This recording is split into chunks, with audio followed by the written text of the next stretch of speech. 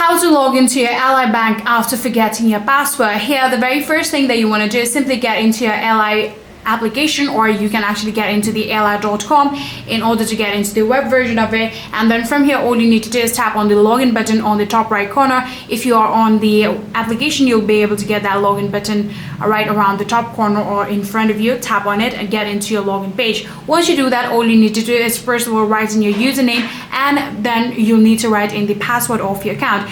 So after writing both of the username and password, all you need to do is tap on login, and just like that, you will successfully be able to log into your Ally Bank account, right? But in case if you have unfortunately forgotten your password, then you will actually need to tap on the option forgot password right here. Once you tap on that forgot password option, you'll get into this link where you can add in your last name and your username right here. And when you tap on continue, there will be a further process on how you will be able to reset your password. So yeah, that's all you need to do. After following all of the given on-screen prompts, you'll successfully be able to reset your password and create new credential. And once you do that, you can come back to your login page, add in the new password, and log into your Ally Bank after that.